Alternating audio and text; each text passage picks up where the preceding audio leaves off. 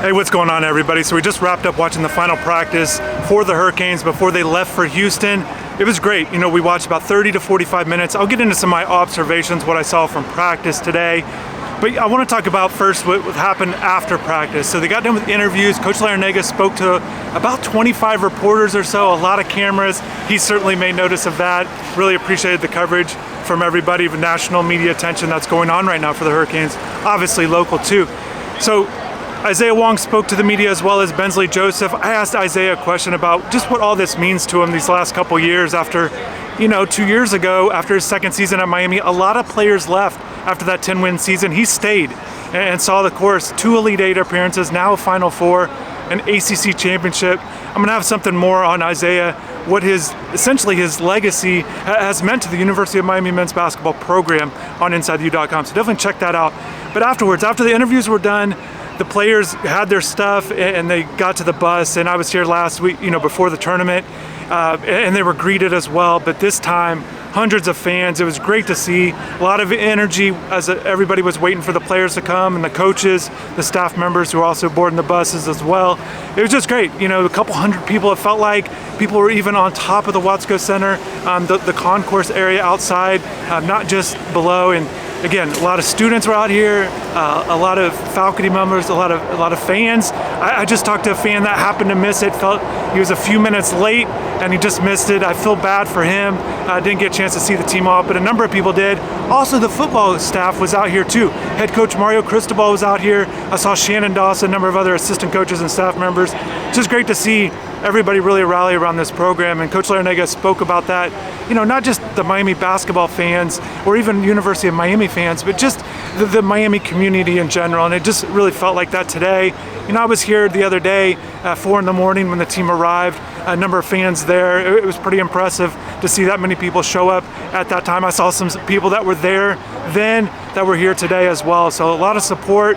A lot of people, they had their cameras out. I had my camera out too. I want to shout out to somebody. I stepped on their foot. I felt really bad about it. I apologize. But if you're watching this video, and you happen to see it, and you're hurt or whatever, I feel really bad. I really crushed the feet there. So apologize there, but shout out to everybody for all the support. It's great being able to provide you guys plenty of coverage on this team. Definitely stay tuned to the channel. I've got more things planned with what I want to do with the coverage. I'm going to have highlights from practice today, show you guys what they worked on. And basically what this is again, 30 to 45 minutes. It was cut short by about 15 to 20 minutes, Coach said, because just logistically, he didn't realize the players weren't packed, so they had to go home, get their stuff to get on the bus to head to Houston. And they're going to practice there Thursday and Friday, get a chance to really learn the lay of the land, the dome there, just playing in that arena. I'll get to that. But today from practice, worked on a lot of shooting drills, which is typical.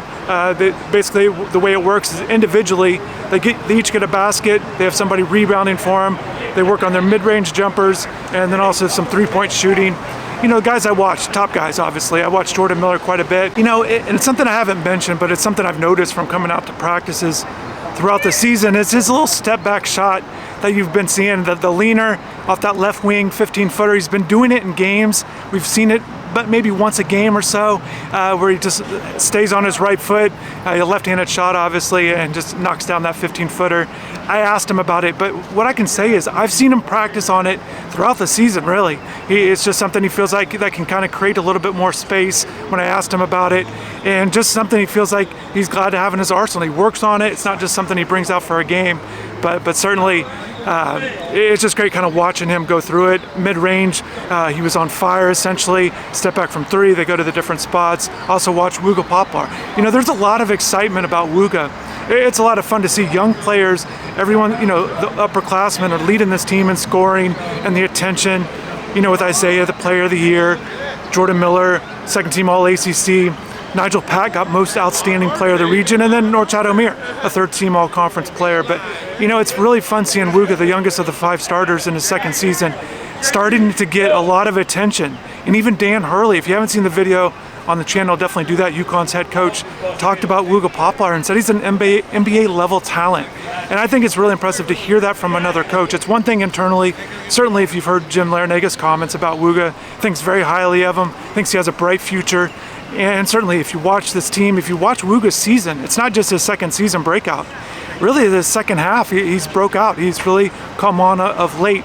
You know, playing defense really well, knocking down threes, an athletic player, plays with a lot of confidence. He's also an athletic, exciting player, very expressive. It's fun watching him at practice, kind of go through the drills. You know, he's kind of got a little bounce to his step, watching him, you know, whatever he's doing, either pregame warm-ups, whatever it might be. He does, you know, maybe shy a little bit away from the camera in terms of doing interviews and things like that, but I think all that'll come for him. But NBA level talent, we'll see. NBADraft.net has him in the mock draft, first round pick in 2024. It's just really good. I've seen other Miami guys over the years get some early attention like that, but we'll see. We'll see how Wooga does. You know, I really think he's going to be a key player in this game. If you haven't looked at UConn's team yet, they've got guys on the wings, even at point, 6'5", 6'6", they're going big across the front line there, or their backcourt with those first three guys. But, you know, Wooga's going to have a key part in this where he's got to defend. I think maybe you're going to see him on Hawkins, really good shooter, really good scorer, having a breakout tournament, has had a really good season, really good shooter. I think you're going to see Wooga on him. It's going to be a chance for Wooga to shine even brighter on a stage like this. So fun watching him at practice today. Also just kind of watching Norchad O'Meara go through his stuff as well. Coach Larinaga wanted him to work on a little shot right at the beginning of practice, a little bank shot, nothing big, but just seeing the interactions with coach and the players, it's always fun to see. And you know, something I didn't mention from a practice a few weeks ago, when Isaiah Wong and Jordan Miller had a free throw competition, and Larinaga was definitely watching them, but you know, he was also seeing how the walk-ons were doing, you know, checking in with them on their shooting drills. And it's just, I think that's the thing about a basketball team, a program, just how there's not a lot of guys on the team. Everybody's really close. This team is really close. We talk about the chemistry of the top 5 guys, even the rotation guys, but just a lot of positive energy with this program.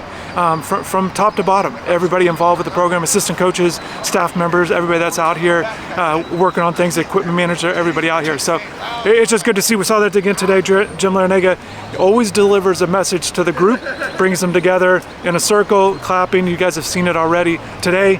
You know, I was really interested in see what his quote of the day was for the team, and he always gives a message about the quote. Couldn't quite hear what the quote was. He asked Bensley Joseph to deliver it. Maybe I'll pick it up on video, but basically Jim took that and said, you know, about dreams becoming reality. Really talked to the team about dreaming about not just winning against UConn, but winning a national title. They're 2 games away from doing that, and wants them to really focus on that and really envision it.